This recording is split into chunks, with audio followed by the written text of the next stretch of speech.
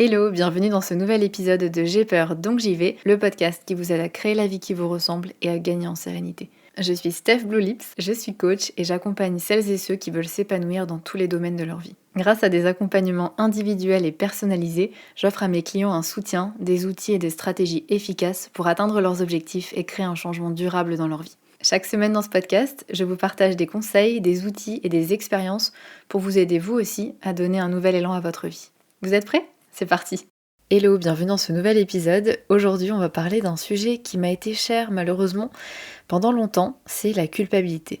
La culpabilité et moi, on a été longtemps, très longtemps, encore sans doute, très copines.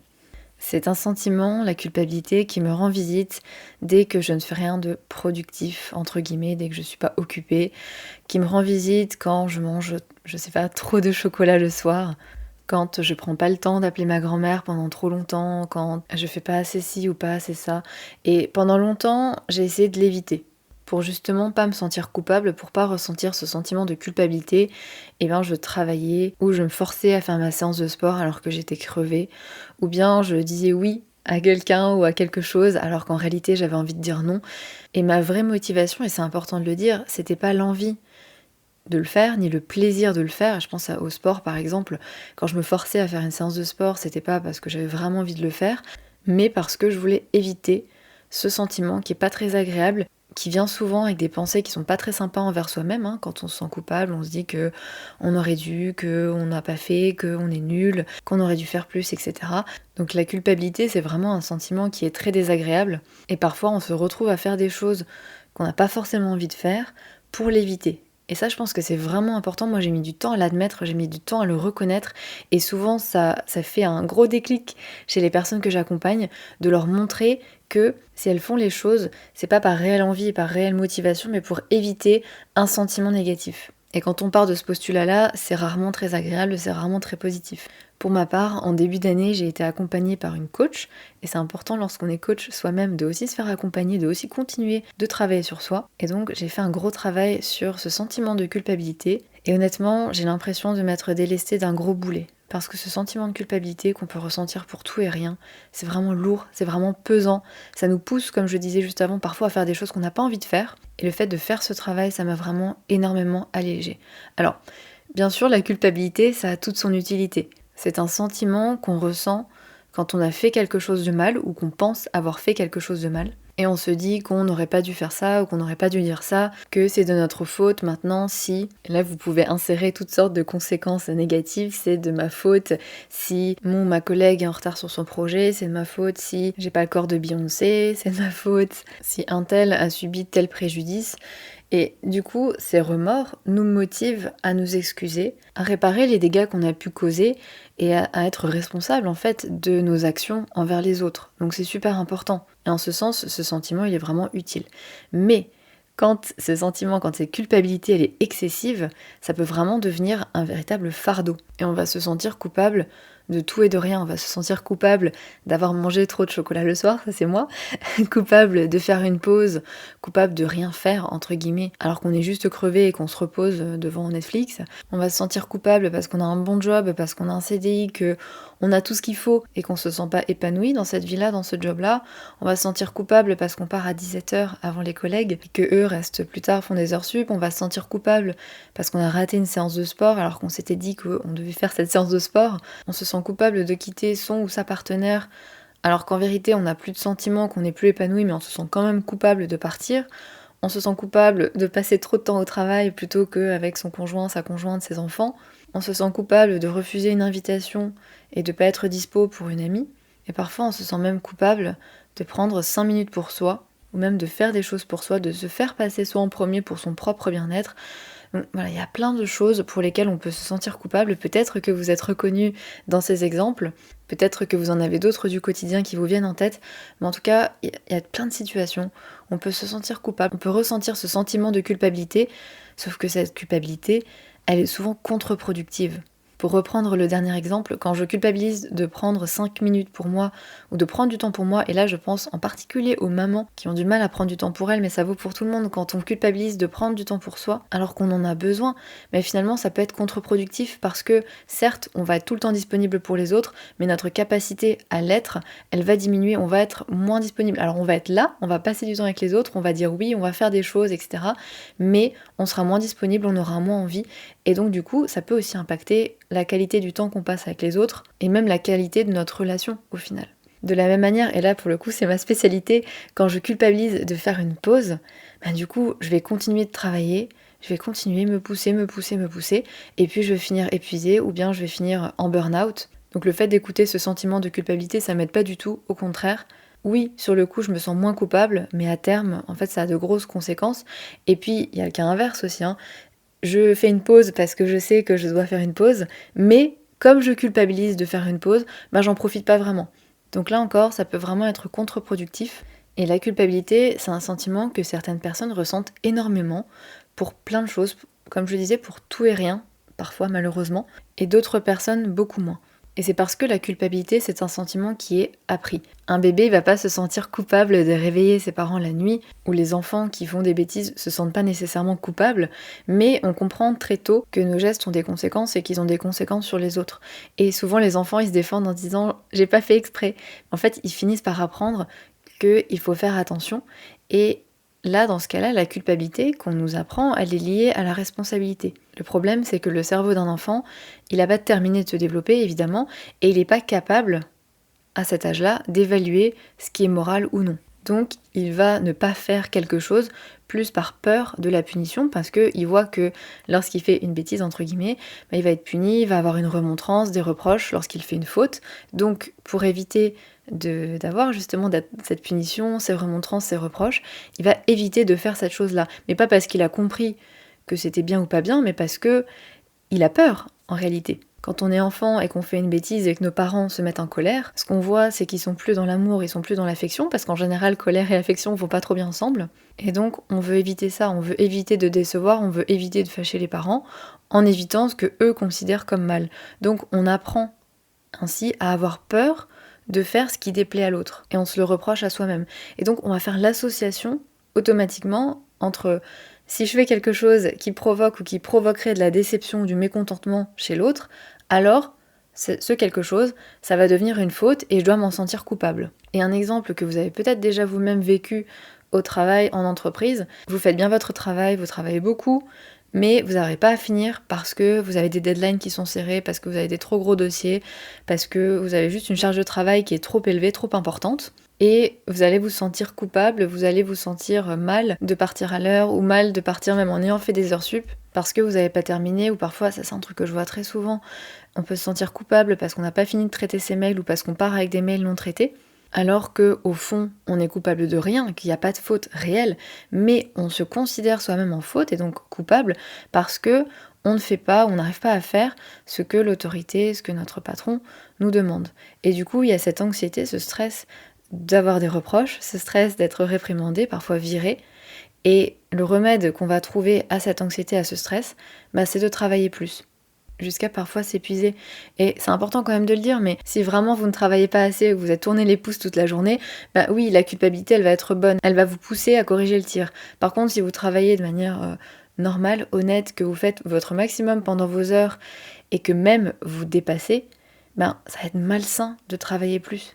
Et là, il va falloir travailler sur cette anxiété, sur ce stress d'être rejeté, d'être réprimandé, d'être puni. Parce que si vous avez trop de travail, si vous êtes surchargé, la faute, c'est pas la vôtre, c'est celle de l'employeur. C'est lui qui se donne pas les moyens de ses objectifs, c'est à lui de corriger la faute. Et ça, c'est important aussi parce que parfois, on porte sur nos épaules toute la responsabilité de quelque chose qui n'est pas notre responsabilité. Donc ça, c'est vraiment important de l'identifier. Et le fait de justement travailler sur cette culpabilité, ça va vous permettre de poser vos limites avec votre manager, avec votre employeur, et de voir que il y a rarement un rejet, il y a rarement des sanctions, à moins que vous travaillez vraiment dans un milieu qui est complètement inhumain. Et dans ce cas-là, il vaudra mieux songer à partir, disons-le. Donc ce que je vous propose maintenant, ce sont 7 clés pour arrêter de culpabiliser. Et vous vous doutez bien qu'on ne peut pas arrêter complètement de culpabiliser, Mais l'objectif, c'est, si vous avez une culpabilité excessive, de le reconnaître et de réussir à lâcher prise là-dessus. Et la première clé, c'est justement ça, c'est de reconnaître ce sentiment de culpabilité lorsqu'il apparaît. Ça paraît évident, mais c'est indispensable de prendre conscience de ce qu'on ressent quand on le ressent, parce que c'est la première étape pour vraiment changer les choses. Et parfois, c'est pas si évident de ça, de reconnaître qu'on est en train de ressentir de la culpabilité, parce qu'on peut avoir l'habitude de fonctionner avec ça. Comme je vous le disais au début, on peut avoir l'habitude de faire des choses pour éviter de ressentir ce sentiment de culpabilité, de faire notre séance de sport alors qu'on n'a pas envie, qu'on est crevé, pour justement pas se sentir coupable. Et du coup, on ressent pas forcément de manière hyper flagrante cette culpabilité, mais on va quand même avoir des mécanismes pour l'éviter. Donc la première étape, c'est vraiment de reconnaître ce sentiment de culpabilité. La deuxième clé, c'est de l'interroger. On en parlait tout à l'heure, mais ce sentiment de culpabilité, il n'est pas toujours justifié. Parfois, c'est une culpabilité, on se sent coupable alors qu'on n'a pas fait de faute. Donc je vous invite à vous poser 3 questions. La première, c'est de quoi je me sens coupable exactement ? Et parfois, rien que de se poser cette question, d'identifier pourquoi on se sent coupable, ça permet déjà de désamorcer la chose parce qu'on se rend compte que, bon, il n'y a pas vraiment de quoi culpabiliser. Là, je pense au fait d'avoir mangé trop de chocolat, par exemple. Bon, ben oui, c'est pas top, mais il n'y a pas de quoi se sentir vraiment coupable. Donc, par exemple, de quoi je me sens coupable exactement ? Je me sens coupable de ne pas rendre visite à mes parents, par exemple. Deuxième question à vous poser, c'est est-ce que ma culpabilité est justifiée ? Parfois, elle est justifiée parce que j'ai causé du tort à autrui, j'ai commis une faute, et parfois, j'ai rien fait de mal. Il n'y a rien de mal à prendre du temps pour soi, il n'y a rien de mal à poser ses limites, il n'y a rien de mal à dire non, il n'y a rien de mal à vouloir changer de job. Tout ça, vous n'avez pas à vous sentir coupable de vouloir ou de faire ces choses-là. Donc demandez-vous bien, est-ce que ma culpabilité est justifiée ? Est-ce que vraiment j'ai causé du tort à autrui ? Est-ce que vraiment j'ai fait une faute ? Si la réponse est non, déjà, ça va vous donner un gros indice. Et je vous invite également à faire attention aux personnes qui pourraient essayer de vous faire culpabiliser. Que ce soit dans votre entourage, que ce soit au travail, il y a des personnes qui peuvent avoir des discours, qui peuvent avoir des phrases, qui peuvent avoir des comportements qui sont culpabilisants, de manière volontaire de leur part ou pas d'ailleurs. Je pense au travail, ça peut être de manière volontaire. Je pense aussi, là on prenait l'exemple de je me sens coupable de ne pas rendre visite à mes parents. C'est un truc que je vois beaucoup chez mes clientes qui sont des personnes adultes et qui pourtant culpabilisent beaucoup de ne pas passer assez de temps avec leurs parents et où les parents ont un discours qui est culpabilisant. En réalité, elles ont besoin de ce temps-là pour elles n'ont pas forcément envie d'y aller tous les jours, tous les week-ends, mais les parents leur disent tu me rends pas assez visite, on ne voit pas assez, reste plus longtemps, etc. Donc ce sont des discours qui vont les faire culpabiliser, et là c'est important aussi de prendre du recul par rapport à ça. Troisième question à se poser, c'est est-ce que mon sentiment de culpabilité est proportionné à la situation ? Parfois on peut se sentir hyper coupable pour quelque chose qui n'est pas si grave, et donc du coup ça peut être vraiment disproportionné. Ce qu'on ressent est disproportionné avec ce qu'on a fait. Si je me sens hyper coupable alors que j'ai juste dit non à mon ami parce que je pouvais pas l'aider dans son déménagement, l'exemple classique, c'est pas proportionné. En fait, c'est pas grave, j'ai pas non plus tué quelqu'un, et donc le fait d'y repenser, de me dire que mon ami va être déçu, va moins m'aimer, que je suis une mauvaise amie, et de ruminer toutes ces pensées-là, c'est disproportionné. Donc ces 3 questions, de quoi je me sens coupable exactement ? Est-ce que ma culpabilité est justifiée ? Et est-ce que mon sentiment de culpabilité est proportionné à la situation ? Ça peut déjà vous suffire à dissiper ce sentiment de culpabilité, parce que rationnellement, vous allez vous rendre compte qu'il n'y a pas vraiment lieu de se sentir coupable. Troisième clé, troisième étape, parce que ça peut être vraiment dans la continuité de la deuxième, c'est de mesurer les conséquences réelles de ce que vous avez fait ou ce que vous n'avez pas fait. Parce qu'on a souvent tendance à exagérer. On peut avoir tendance à exagérer les conséquences réelles de ce qu'on a fait. On peut se dire que si j'ai loupé cette séance de sport, ça va gâcher tous mes efforts et que je suis une fainéante, que je suis pas capable de tenir mes objectifs, et hop, on va partir dans une spirale d'autoflagellation, d'autocritique, à se blâmer. Alors que non, en réalité, louper une séance de sport ou même 2 séances de sport, ça va pas gâcher tous nos efforts, ça va pas dire qu'on est une fainéante, mais on est en train de généraliser, et du coup ça nous apparaît bien pire que ça ne l'est. Et ça, c'est vraiment important de prendre conscience de ce biais cognitif qu'on a, de surgénéralisation, de se dire toujours, jamais, je suis jamais capable de tenir mes objectifs, c'est toujours la même chose, etc. C'est important d'apporter un regard un petit peu plus nuancé, un petit peu plus rationnel, un petit peu moins c'est tout noir ou c'est tout blanc. Je vous donne un autre exemple. On peut avoir tendance à exagérer les conséquences réelles de nos actes. C'est que, par exemple, on va imaginer que si on rompt avec notre partenaire, sa vie va être détruite. que il ou elle va être super mal à cause de nous, que vraiment on va lui gâcher la vie. Alors que, bon, oui, la personne va sans doute être triste, mais elle peut aussi très bien être heureuse sans nous, elle peut très bien retrouver quelqu'un qui lui correspond encore mieux. Et puis c'est important aussi de se rappeler que notre intention dans ce cas-là, quand on veut rompre avec une personne, c'est pas de blesser la personne volontairement, c'est pas de lui faire du mal, et ça change tout, en réalité. Oui, la personne sera déçue, oui, elle sera triste, oui, ça va être difficile, mais vous le faites pas contre elle, vous le faites pas pour la blesser, vous le faites pas pour lui faire du mal, et ça change tout. Donc ce que je vous invite à faire, c'est à vous demander concrètement quelles sont les conséquences réelles de mon action ou de mon inaction, et est-ce que c'est grave, est-ce que vraiment elles sont graves ces conséquences-là. Et ça va vous aider à prendre du recul et à réduire votre sentiment de culpabilité. Quatrième clé, c'est de prendre vos responsabilités. Le fait de culpabiliser en soi, c'est pas productif, ça sert à rien si on n'agit pas ensuite. Donc si vous vous sentez coupable envers quelqu'un et que cette culpabilité elle est justifiée, il pourra s'agir de s'excuser, de réparer peut-être la faute que vous avez commise ou le tort que vous avez pu commettre. Si vous vous sentez coupable, mais que c'est envers vous-même, parce que vous culpabilisez par exemple d'avoir passé trop de temps au travail plutôt qu'avec votre famille, ça peut être de revoir vos priorités, de demander de l'aide, de changer quelque chose. Et là, cette culpabilité, elle devient utile, parce qu'elle vous permet de faire quelque chose, de changer quelque chose, et pas juste de vous sentir mal et de rien changer. Donc ça peut être important aussi, quatrième clé, de prendre ses responsabilités et d'agir. Mais pas pour éviter cette culpabilité, mais parce que vraiment, il y a quelque chose que vous voulez changer. Et ça, c'est toute la nuance. La cinquième clé que je voudrais vous partager aujourd'hui, c'est de se pardonner. Ce qui est fait est fait. Et aucun niveau de culpabilité, aucun niveau d'autoflagellation et d'autocritique n'a le pouvoir de changer le passé. Tout ce qu'on peut faire, c'est d'accepter, parce que vous ne pourrez pas le changer, c'est de tirer des leçons de cette expérience et puis de vous pardonner pour avancer, et vous ferez mieux la prochaine fois. Et ça, pour moi, apprendre à se pardonner, apprendre à regarder devant et pas derrière, à lâcher prise sur ce qui est fait, et juste savoir en tirer des leçons, se pardonner, avancer, ça a été ce qui a changé le plus de choses pour moi dans ce rapport à la culpabilité. Parce que j'avais vraiment tendance à me focus sur ce que j'avais fait ou pas fait, à vraiment rester dans cette culpabilité, mais ça m'aidait absolument pas à faire différemment la prochaine fois. Simplement, je me sentais mal avec moi-même, je traînais ce sentiment désagréable, cette auto-flagellation, vraiment. Mais est-ce que ça m'aidait réellement à avancer ? Non. Et prendre conscience de ça, ça a été très fort. Et faire ce travail d'apprendre à se pardonner, à accepter ce qui est, et à regarder en avant, à faire des choix différents pour la suite, c'est vraiment essentiel. Sixième et avant-dernière clé, c'est de prendre de la distance avec les je dois, les je devrais, avec toutes ces injonctions qu'on a envers soi-même. On reçoit tout un tas d'injonctions et de codes moraux dans notre éducation, dans notre culture. Il faut aimer être là pour sa famille, il faut travailler, il faut pas rester sans rien faire, il faut. Je vous invite à prendre du recul par rapport à tout ça et puis aussi à regarder les injonctions que vous avez envers vous-même. Parce qu'il n'y a pas seulement le poids de la société, le poids de la pression sociale, le poids de la famille, etc.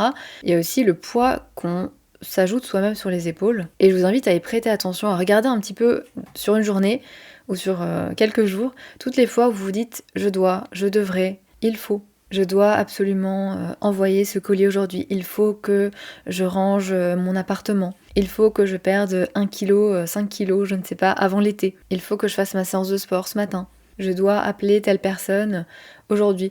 Il y a plein de choses petites et plus grosses, moins petites, que l'on s'impose au quotidien. Et je vous invite à prêter attention dans votre discours même intérieur, à toutes les fois où vous vous dites « je dois, je devrais, il faut », etc. Et surtout, je vous invite à prendre du recul par rapport à tout ça. Par rapport aux injonctions que vous recevez, parfois, c'est important d'assumer nos choix. Parce qu'on sait ce qui est bon pour nous, on sait ce dont on a besoin, même si ça ne correspond pas à ce que la société ou notre entourage dit, c'est ok en fait. C'est important parfois d'assumer tout ça, quitte à ne pas écouter la voix de notre culpabilité qui peut parler très très fort, quitte à ne pas l'écouter et à quand même assumer qui on est et ce qu'on veut. Et j'ai 2 exemples de personnes que j'ai accompagnées qui me viennent en tête. Une personne que j'ai accompagnée dans sa reconversion professionnelle et qui culpabilisait énormément de bénéficier du chômage pour quelques mois en réalité et de prendre ce temps-là pour se lancer dans une nouvelle voie professionnelle. Et en fait, cette culpabilité de ne pas travailler, de profiter entre grosses guillemets du chômage, l'a poussée à retrouver des jobs à rechercher des jobs où elle savait que ça ne lui plairait pas, elle savait qu'à terme, le problème allait toujours être le même, plutôt que de prendre quelques mois pour construire son nouveau projet professionnel. Et donc le travail, c'était aussi de prendre du recul par rapport à cette culpabilité, par rapport à ces injonctions de il faut travailler, on peut pas rester sans rien faire, et s'autoriser à faire ce qui est bon pour nous, tout en ressentant cette culpabilité. Parce qu'on peut faire ce qui est bon pour nous, on peut faire les bons choix pour soi, et toujours ressentir cette culpabilité. Et c'est ok, cette culpabilité ne nous empêche pas de faire des choses.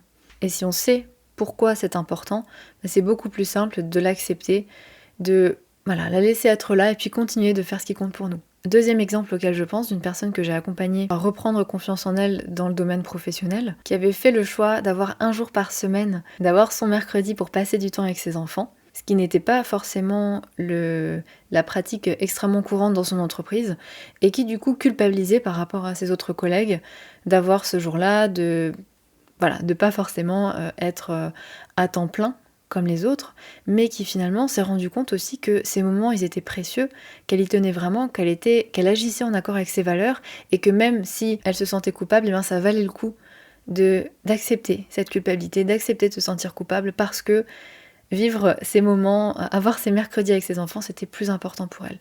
Donc vraiment, je vous invite à prendre du recul par rapport à tout ça, par rapport à cette culpabilité, parce que voilà, quand on fait des choses qui sont en accord avec nos valeurs, des choses qui nous font du bien, quand on assume nos choix, la culpabilité, elle est parfois encore là, mais elle se dissipe au fur et à mesure.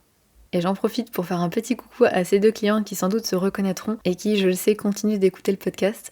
Et je vous propose qu'on passe au 7e et dernier point, à la dernière clé, pour se libérer de ce sentiment de culpabilité qui est de lâcher l'envie d'être parfait et d'avoir de la compassion pour vous-même.